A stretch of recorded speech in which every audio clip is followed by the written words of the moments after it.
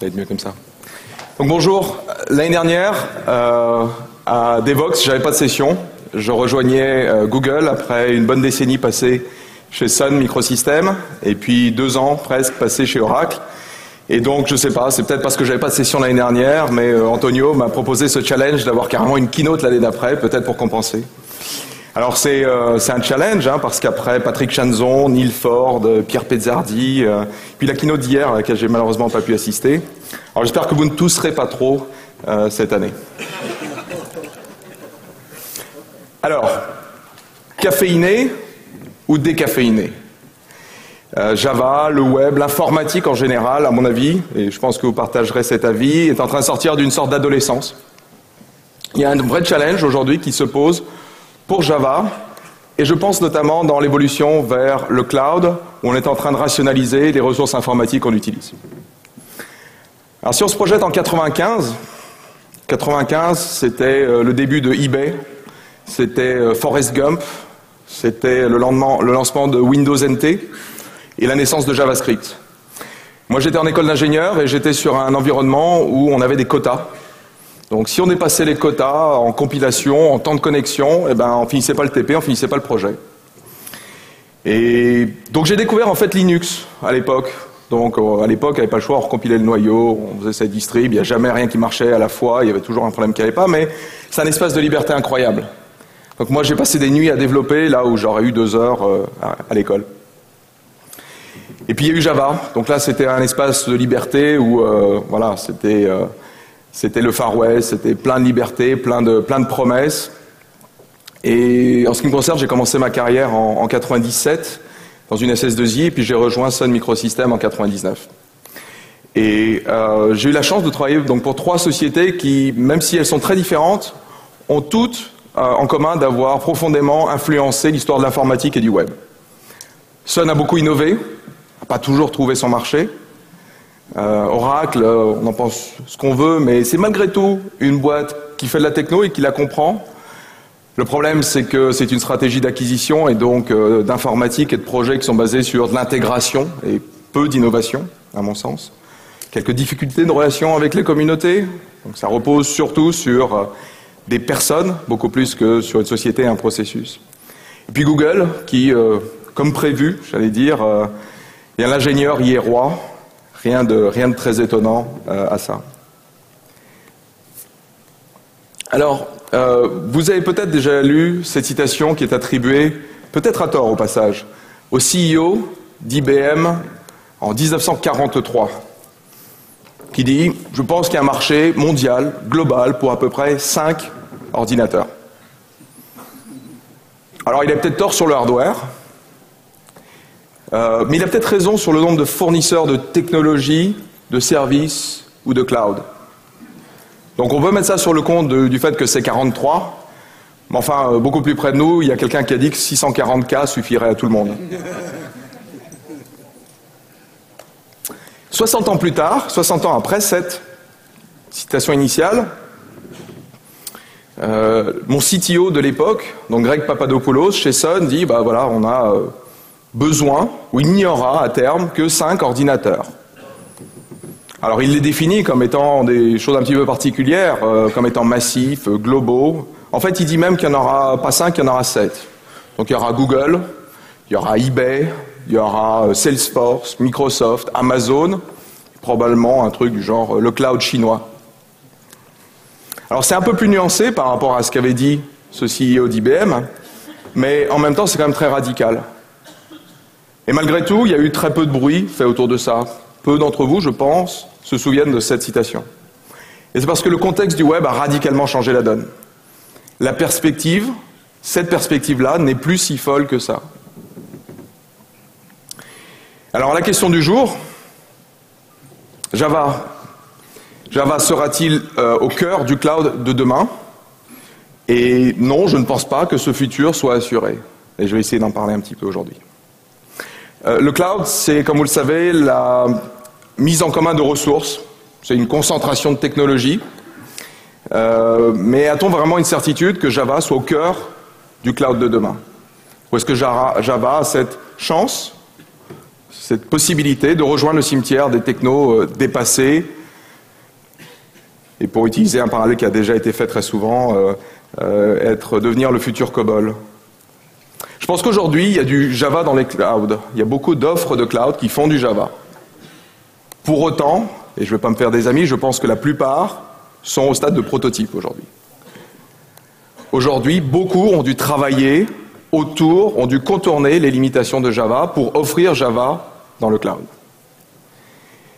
La révolution du cloud n'en est qu'à son début, et Java peut évoluer et peut prendre toute sa place, moyennant quelques évolutions nécessaires. Et rien n'est jamais gagné dans notre industrie. Si on regarde ce graphique, vous l'avez peut-être vu récemment, c'est les parts de marché des systèmes d'exploitation mobiles, où on avait une sorte de statu quo avec 4 acteurs qui se partageaient chacun un quart du marché. L'évolution n'a pris que 8 ans. Il y a beaucoup d'autres exemples, mais en voilà un qui doit vous faire prendre conscience, si ce n'était pas déjà le cas, que ce n'est pas gagné pour Java. Pour plein de raisons, je vais essayer d'en traiter une aujourd'hui, qui est celle du cloud. Imaginez dans notre industrie, dans votre industrie, que ce soit une industrie de services, une industrie lourde, qu'une banque, par exemple, passe de 90% de part de marché à 5%. Ou une autre passe de 0 à 50. Il n'y a que dans le web qu'on voit ça aujourd'hui.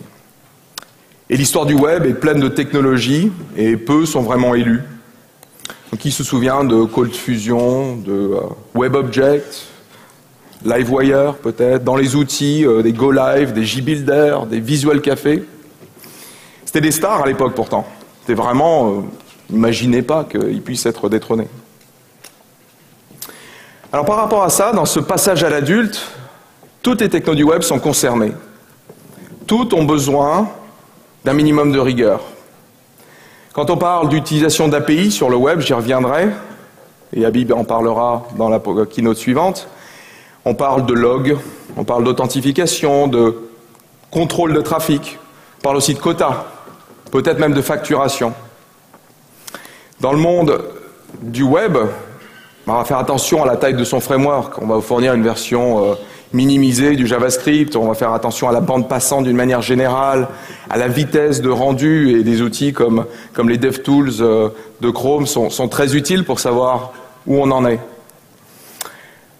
La mobilité, c'est évident pour tous, ça ne marche même pas si on ne fait pas attention. L'aspect social, c'est un petit peu différent, mais il faut faire très attention à l'information qu'on délivre. Si ce n'est pas pertinent, ça n'a pas de valeur. Donc la valeur, elle est là, elle est apportée par la pertinence et l'à propos de l'information qui est fournie. Et le ciblage qu'on peut fournir. Et le cloud, bien sûr, c'est une question de facturation à l'usage. Et c'est là que Java est le plus pertinent, et c'est là aussi qu'on a, et j'y vais y venir plus en détail, besoin d'avoir plus de rationalisation. Et c'est là, à mon avis, que s'applique aussi le craftsmanship qu'on évoque ailleurs sur la qualité du code. Pourtant, Java aujourd'hui, c'est un peu ça, c'est all-inclusive. Open bar. Et hop, un jar de plus. Et 2, et 20. Est-ce que vous savez, est-ce que vous êtes vous capable de dire sur votre application en production, dans le ClassPass, qu'il n'y a pas 2 fois la même classe? Je ne suis pas en train de taper sur ma veine. C'est l'excédent de bagages. À l'embarquement, on arrive, et puis et là, on dit c'est pas grave, je vais payer. Ouais, mais ça va coûter 3 fois le prix du billet, c'est pas grave, je vais payer. C'est un peu la démarche aujourd'hui avec Java. On a beaucoup été critiqués pour ça par les gars de Ruby on Rails qui se foutaient de nous avec vos jars là. Il y a du vrai quand même. Je pense que le cloud, on ne peut pas le dissocier de son modèle économique. L'équation, elle marche, elle est résolue parce qu'il y a une partie économique. La facturation à l'usage, c'est la définition, à mon sens, c'est la définition même du cloud. Obtenir des ressources facilement, c'est une chose, sans problème technique, ça c'est super. Poum, c'est bon. J'ai mes machines virtuelles, j'ai ma ressource informatique, comme je peux avoir de l'électricité. L'électricité, je la paye. La ressource informatique, c'est pareil. Dans le plateforme as a service, c'est vraiment ça que l'on vous fournit, et je vais plutôt me focaliser là-dessus. L'infrastructure as a service, c'est une première étape, à mon sens. Mais c'est de la réservation de machines virtuelles et au final, il y a 50% des ressources qui sont utilisées sur ces machines virtuelles, dans le meilleur des cas. Mais par contre, vous avez 100% de l'admin de ces machines virtuelles. Bon, et puis l'argent, dans tout ça, c'est pas une ressource illimitée. Enfin, pour la plupart d'entre nous. Et donc réussir dans le cloud, c'est réussir à utiliser de manière efficace les ressources mobilisées. Le challenge de Java, par rapport à tout ça, de Java 9, on va dire Java 9, on va être optimiste, c'est d'utiliser les ressources efficacement, d'un point de vue économique. Alors, est-ce que je ne suis pas en train d'inventer un problème qui n'existe pas? Est-ce que Java n'est pas assez mature? Est-ce que c'est un faux problème? Quand on va dans le cloud, la moindre des choses, puisqu'on a tout mis dans le cloud, c'est que le cloud, en retour, vous donne des outils. Des outils pour analyser votre application, pour vous dire, voilà, une vue à 360 degrés, depuis les frontaux jusqu'à la base de données, passant par le réseau, les serveurs, toutes ces choses-là. Avoir des logs consolidés. J'ai plusieurs data centers. Est-ce que mes horloges sont bien synchro? Ce n'est pas une question que vous devriez vous poser. Dans quelle time zone est-ce que je suis en train de lire mes logs? Non plus. C'est quelque chose qui devrait être flexible, que vous pouvez modifier. Est-ce que vous avez besoin de profilers, pour la base de données, un autre pour les accès réseau, le troisième pour le code Java, ou est-ce qu'on est capable d'avoir une vue globale? Donc ça, c'est un outil que le cloud doit vous fournir. Mais mieux que ça, et c'est pas une cerise sur le gâteau à mon avis, c'est peut-être même le but fondamental d'un outil comme de ce genre-là, c'est de vous permettre de faire du CDD. Alors c'est pas du Conference Driven Development, c'est du Cost Driven Development. On doit être capable d'associer un coût à chaque requête utilisateur. Une requête sur telle URL, ça me coûte tant. Alors ça s'exprime en fractions de cents ou d'eurocents, mais je dois être capable de quantifier ça et d'agir en fonction du coût sur l'architecture de mon application. Donc la copie d'écran ici, c'est un outil qui s'appelle Google AppStat qui fournit ce que je viens de décrire. C'est le Chrome DevTools du cloud et qui associe à chaque requête un coût qui vous dit vous êtes allé dans le data store, ça vous a coûté un peu cher là. Ça serait peut-être bien d'utiliser Memcache. C'est beaucoup moins cher. Et votre application sera en plus probablement beaucoup plus performante.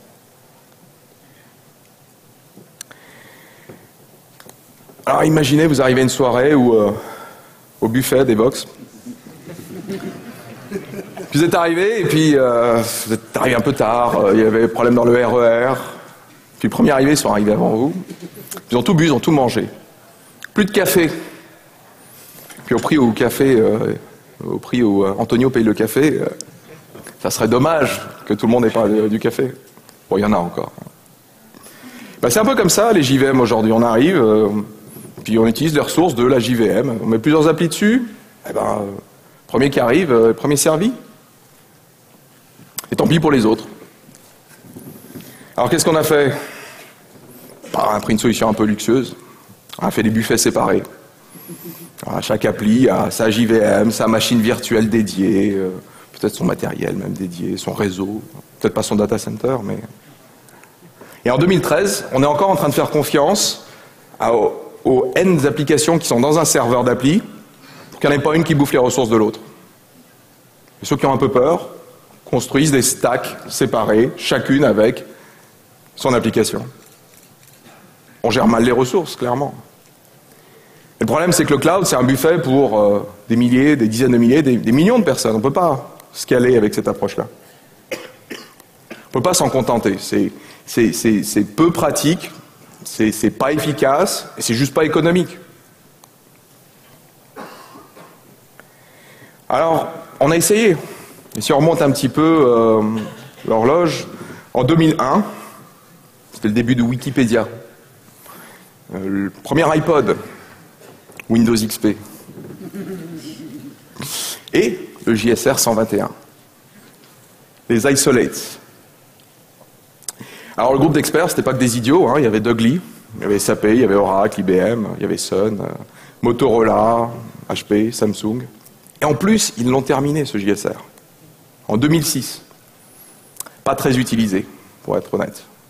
Quelque chose comme OSGI, aujourd'hui, n'utilise rien de tout ça. L'isolation, c'est des classes loaders séparées, et globalement, voilà, la sécurité, l'isolation, elle est là. Serveur d'appli, on a un security manager, on le débranche parce que question perf, c'est pas terrible. Mais on en a un si on veut. Hein, c'est, comme dirait Sacha Labouré, c'est comme le cloud privé. Si on veut, on peut. Techniquement, on peut. En pratique, c'est comme un jet privé. Mais bon, c'est une belle initiative quand même. Puis après, le problème, c'est qu'on a tous été un peu distraits. Tous été perturbés. On s'est dit que vraiment, on avait trouvé le truc qui allait tout... Soap, c'est formidable. On allait laver plus blanc que blanc, tous nos problèmes. Et ce qui est important là-dedans, c'est de réaliser à quel point Java s'est adapté. Bon, à plonger, comme tout le monde, comme beaucoup. Mais c'est adapté assez naturellement. Beaucoup avaient prédit la mort de Java parce qu'il serait incapable de prendre le virage des web services. Première adaptation plutôt réussie, je trouve. 2004. 2004, c'est le rachat de PeopleSoft par Oracle.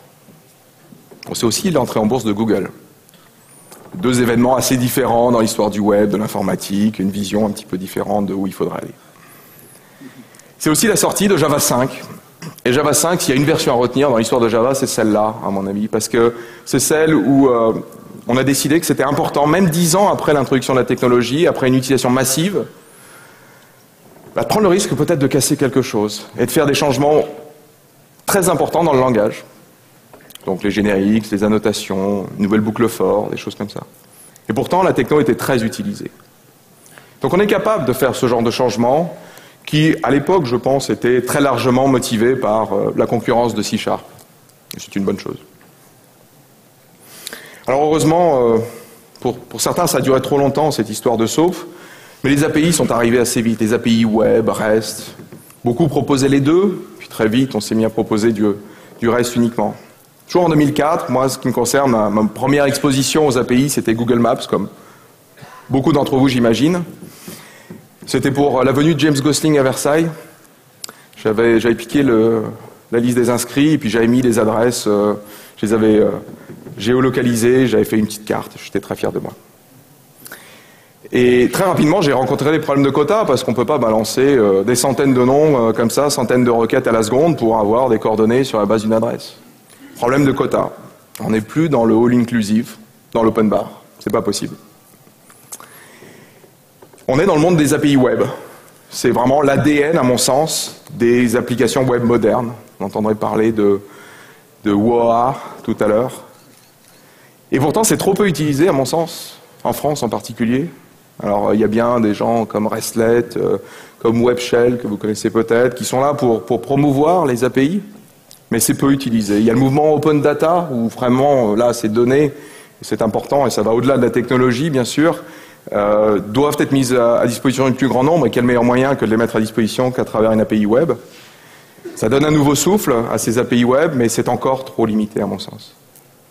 Chez Google, on propose plus de 100 API. Et on a un framework commun pour tout ça.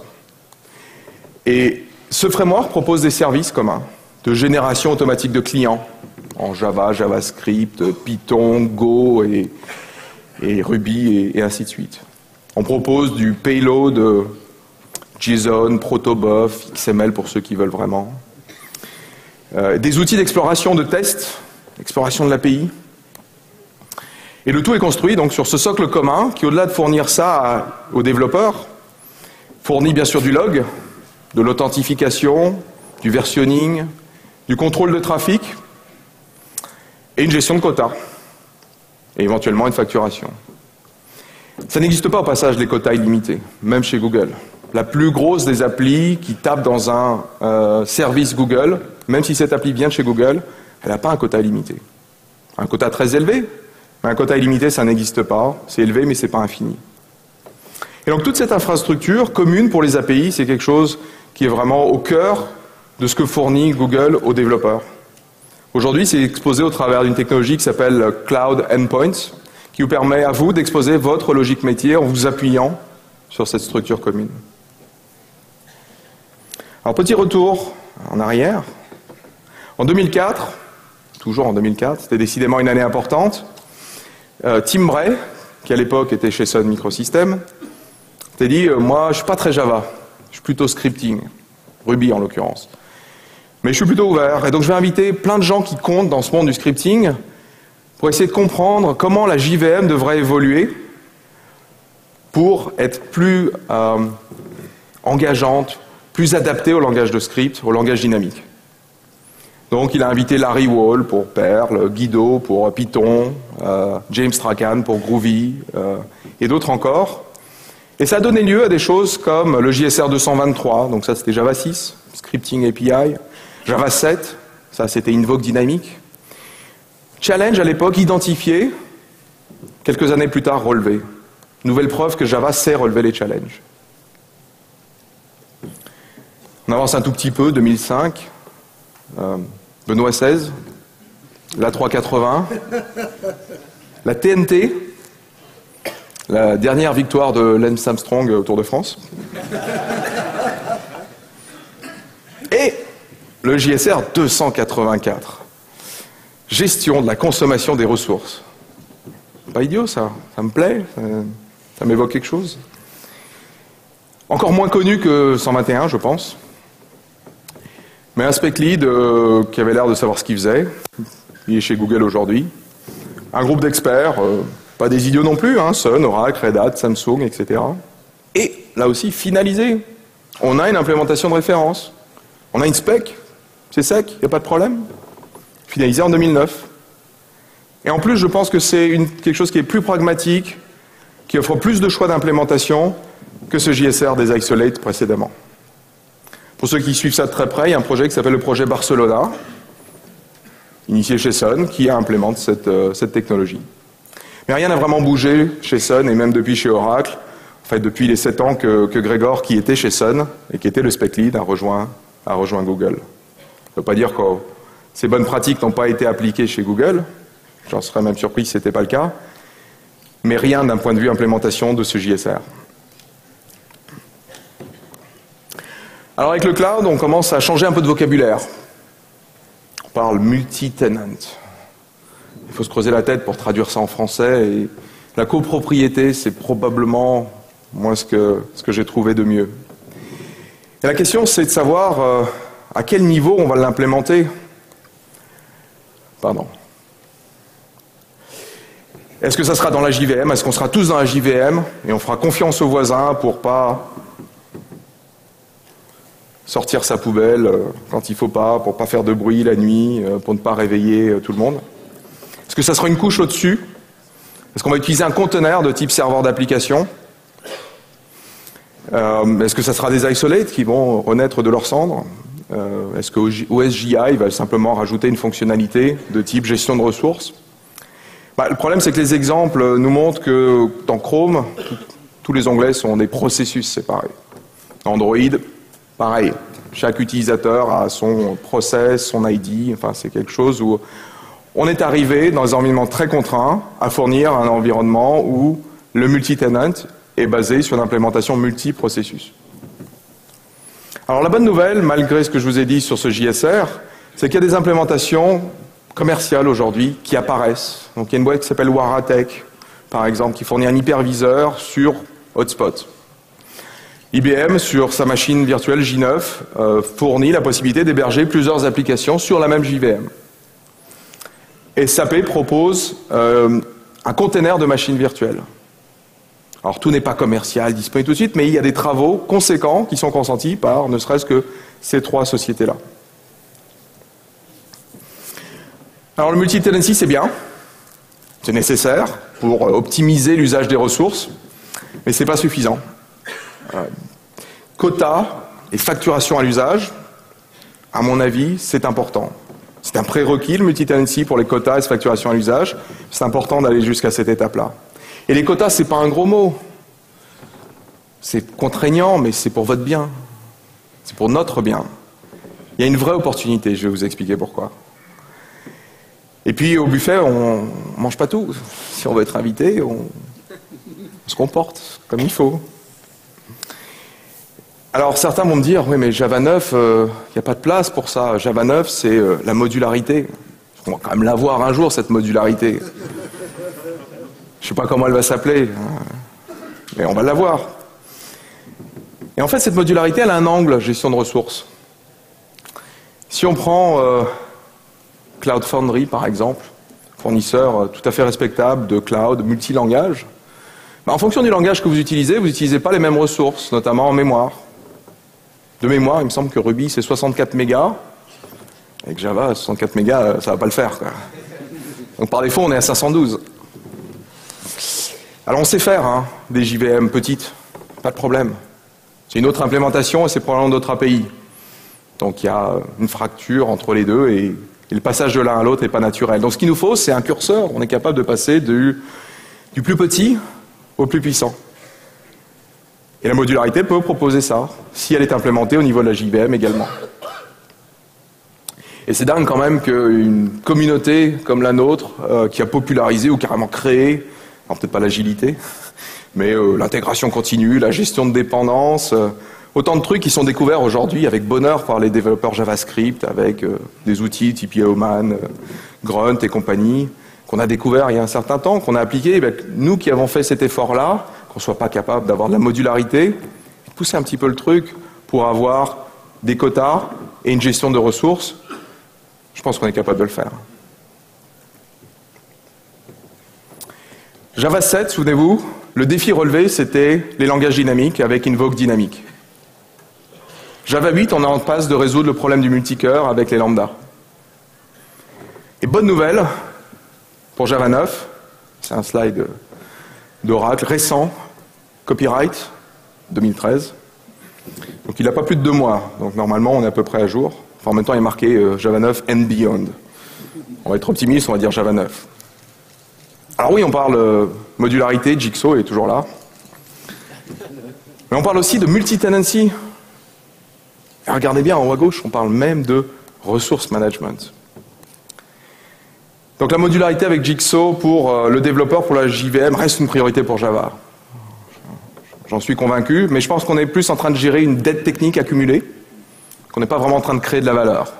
On est en train de se donner de l'air pour respirer pour les années à venir.